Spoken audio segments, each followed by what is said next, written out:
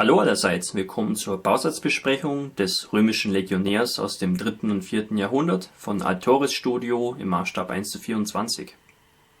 Was ihr hier seht, ist nicht mehr der klassische römische Legionär, wie man sich so vorstellt.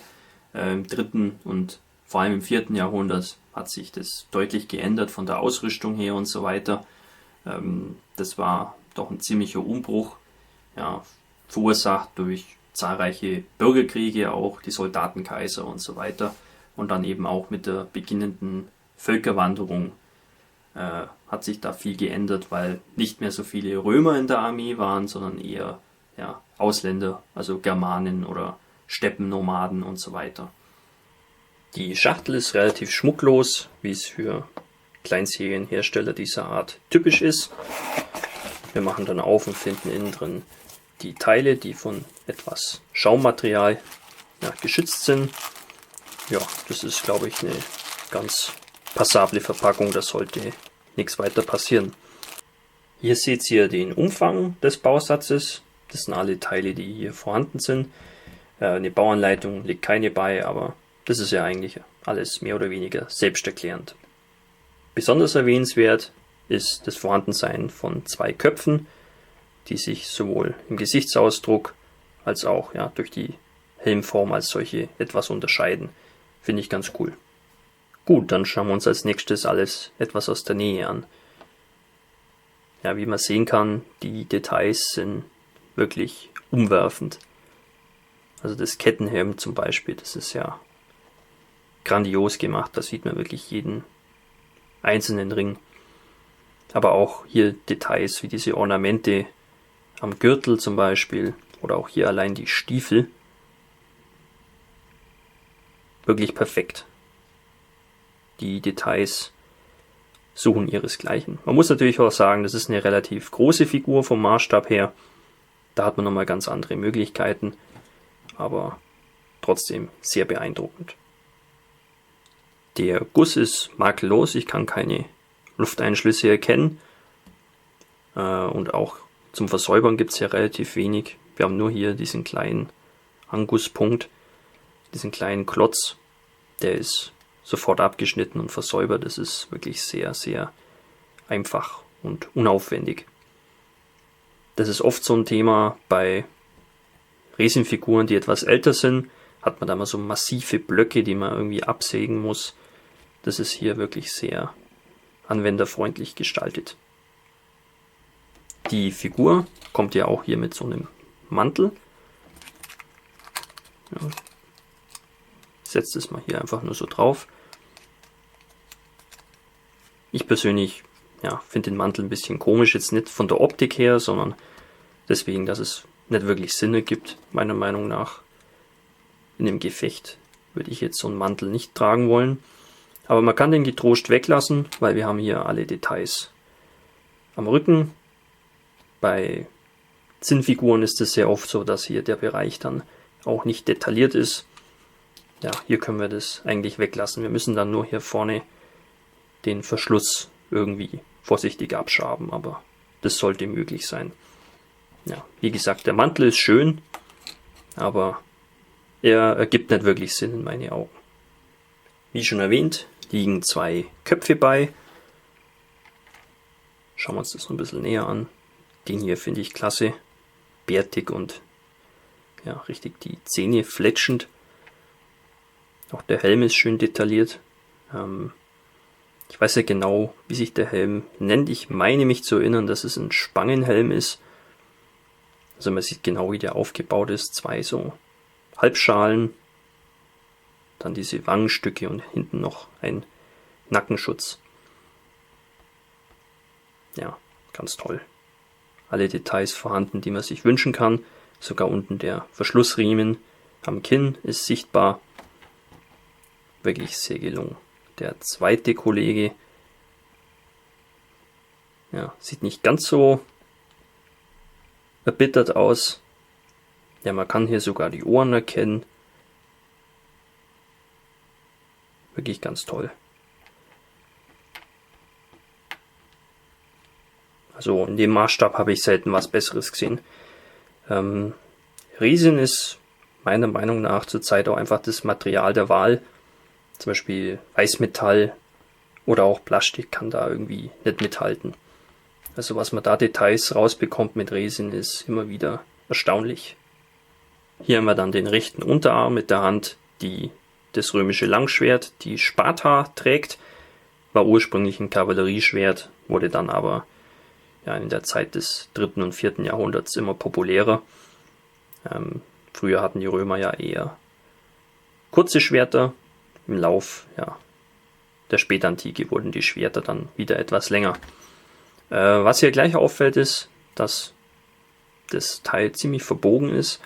Ich weiß auch nicht genau, warum man so dünne Teile auch aus Resin fertigen muss. Da wäre vielleicht Weißmetall doch etwas besser gewesen. Es lässt sich leichter ausrichten und ist auch vor so Verbiegungen etwas besser geschützt. Man kann das natürlich auch wieder gerade richten, das ist möglich, aber das stört mich einfach. Das finde ich nicht sehr gelungen. Schauen wir mal noch, wie es um die Passgenauigkeit steht. Wie man sehen kann, hier ist alles schon vorbereitet. Ich halte es mal einfach hier so in die Position, wie es später mal gehört.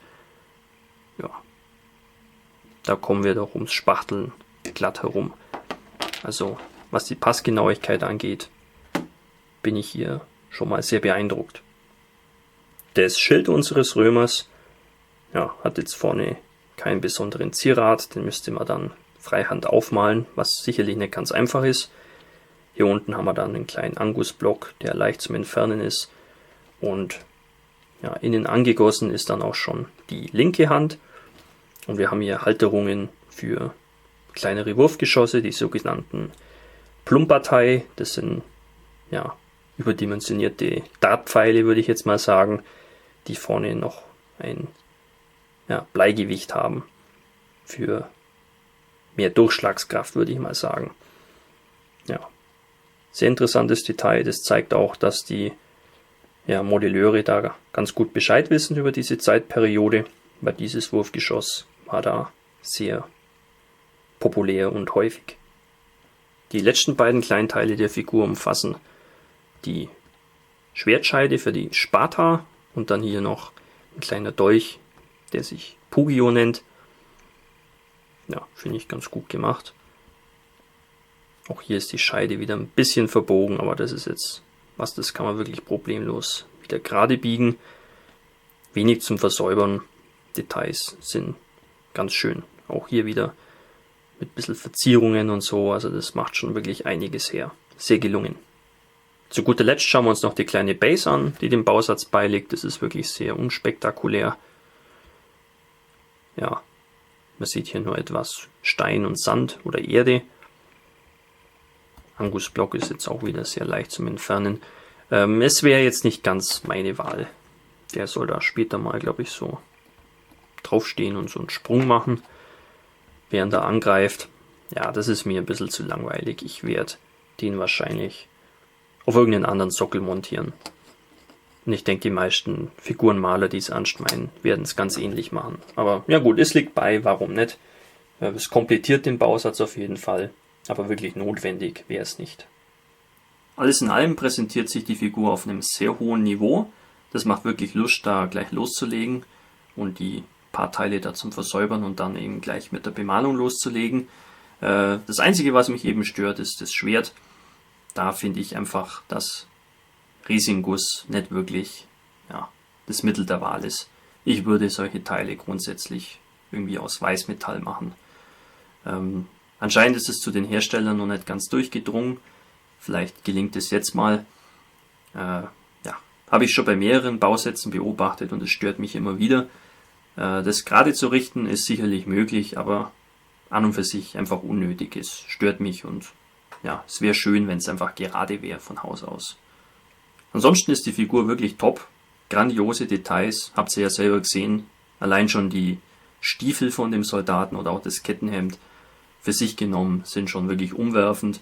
Und dann eben die anderen Details, was wir haben am Gesicht oder auch an der übrigen Ausrüstung, das ist wirklich sehr, sehr gut gelungen und hervorragend ausgeführt.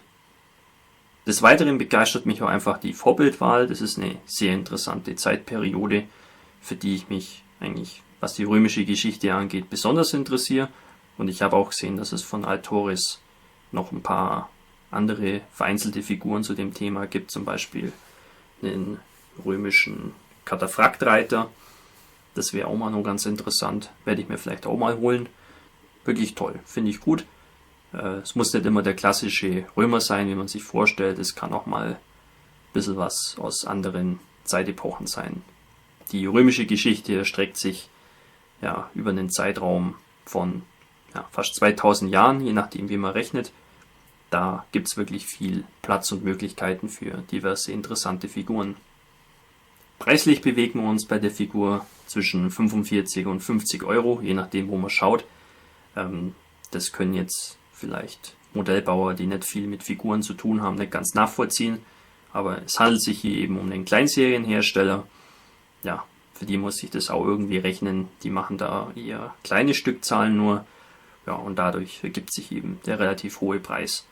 Für Figurenbauer und Bemaler ist es akzeptiert und ganz normal. Und ich finde, der Preis ist gegenüber vergleichbaren Figuren, die ich so kenne und gesehen habe, durchaus gerechtfertigt. Soweit so gut. Ich hoffe, euch hat die Vorstellung gefallen und wir sehen uns wieder im nächsten Video. Euer Hamilcar Barkas.